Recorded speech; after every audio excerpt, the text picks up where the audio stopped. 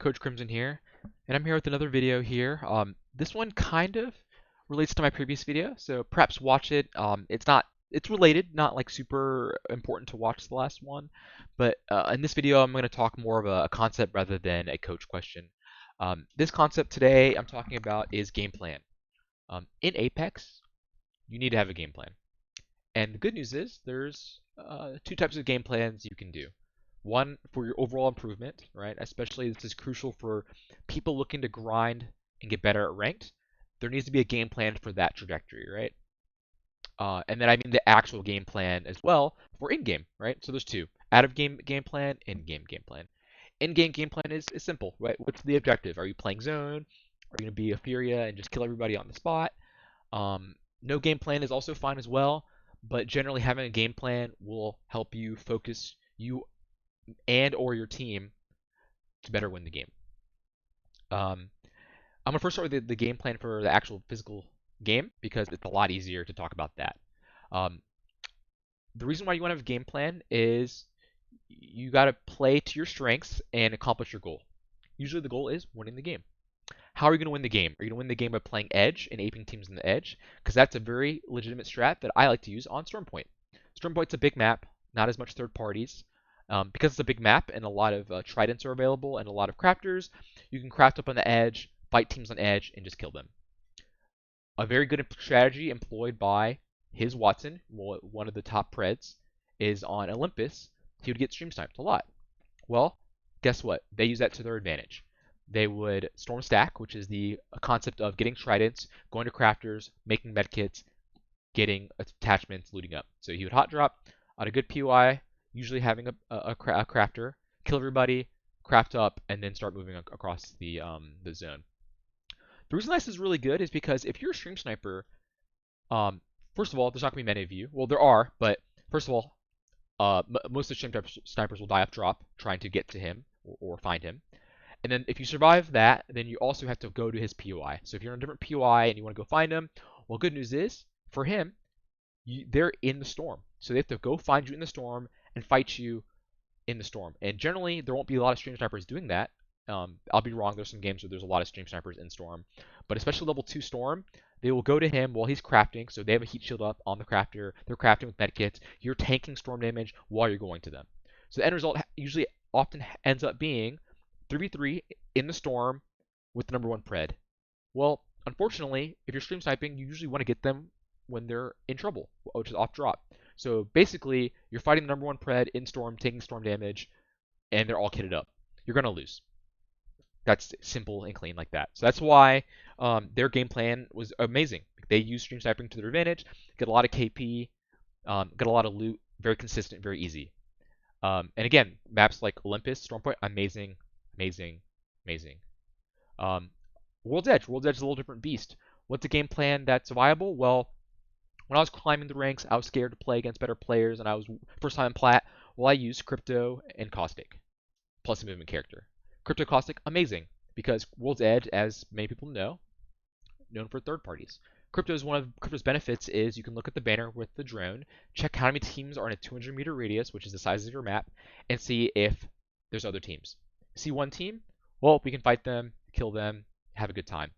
More than one teams? Well, I'm going to go straight to zone, play my Caustic, and get the heck out of there. So my game plan essentially was play Caustic, play Gibby, get loot off drop, maybe find a kill if it's available, but for the most part, get beacon, go straight to zone.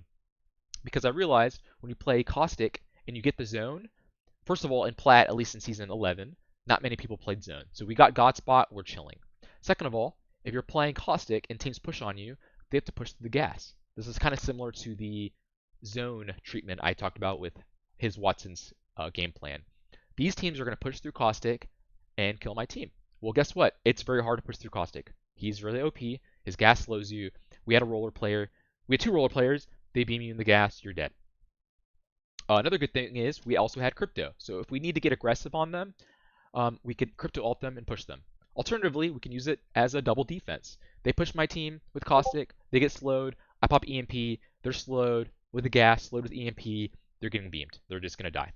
And again, the win con for my compilation was getting Godspot, rotating early, setting up my traps, and then going from there as I needed. And the cool thing was, once you get your home base set up as Caustic, I can leave the zone or leave my area of operations and kill people that are overextending. And the good news is, as you get higher into the ranks, especially in World's Edge, people will late fly in with Valkults like ALGS or walk in late and they cannot find a spot. And that's free KP for you. So my goals was get my teammates to the zone, punish teams that don't have zone. Eventually, I got a new team, so we had different characters. We had another team of Gibby, Valkyrie, and Wraith, and I had the same strategy: get zone, then kill them. And what we realized for my team is when we got to zone, we didn't have to worry about it. We could just get a better position and allow my fraggers to destroy them. And that's kind of like the game plan we crafted for these games. So craft a style based on your gameplay. The thing was when I was plat and I played Caustic Gibby, or sorry, Caustic Crypto, I was not a very good player. My only goal was climbing, and sometimes your out of game goal is the same as your in game goal, just climbing, right? My goal wasn't really to get better as a player, although I was slowly getting better. Unfortunately, I employed a very passive strategy that kind of relied on the enemy making mistakes, and it didn't exactly give me the best improvement long term, which is fine, right? Again, the goal was to get high rank. I got diamond. Like the second season I started playing the game, it was really nice for me. But the problem snuck on me that I was the weak link on my team. So when I played in season 12, I was diamond, I was the Gibby player, but I was anchor, and playing anchor and being a passive player, very tough. I got more aggressive, but it's tough to be aggressive when you're playing against very good people and your team is constantly outrunning you, right? This was a problem I had. So I crafted a game plan. Originally, my game plan was get RP. Get RP climb, get good, right? Which is not bad. I started in September. I got to Diamond by like January on my second season of the game. Very good. But again, the problem came up that we would fight and I would not be dropping enough damage or kills. Um, which is very funny because despite that, we had a solid game plan. We were able to get to Diamond 2. My teammate got Masters. Unfortunately, we didn't make it in time because of the time, but we were climbing. And my philosophy is if you get from Diamond 4 to Diamond 3, you can get to Masters. Just have a consistent game plan. And we had a consistent game plan, right? We were able to climb up 2,000 RP in Diamond with my game plan. And that's why game plans are important. You don't need to be good at the game if your goal is to climb. Be consistent, have a game plan, and follow it, right? One of the biggest problems my teammates ran into was we have a game plan and we see teams and we throw out the window. We go full 8 mode. Remind your team to win con, follow it through. So again, let's go back to my other topic there. It was, sorry, I apologize. My other topic was out of game plan. So again, like I said, I played Gibby. I was playing Anchor. I was really slow for my team when looting and not the best fragger in my lobby. I mean, if we're playing for Masters, it's just really tough. The difference between a Masters player and a Diamond player is very big, and I was just a Diamond player. So what did I do? I realized when I play with my team, I play like I would with the team, right? We're playing with the team. I'm the anchor. I never needed to play aggressive, or rather, I never needed to look for openings for my team because we had a Valk who did that and a Wraith. My job was to anchor, follow up, and support them, right? That's part of the reason why I didn't get better aggressively because my character played a certain role in this comp, and that's just I just wasn't a fragger. So I solo queued on my other account, got myself to diamond, and solo queue teaches a lot of things. I had to IGL really well, how to make plays, and how far you can be aggressive while staying alive. And solo queue is really cool. It's kind of like Dark Souls. If you die, that's pretty much your game. Yeah, maybe you'll have a cracked teammate that'll carry you randomly sometimes, but for the most part, when you're solo queuing, it's Dark Souls. Your one death means the game, or it means the loss. It means the win or the loss. So solo queue is a very good way to improve these things. And what was my out of game plan? Solo queue, loot up fast, ape stuff, right?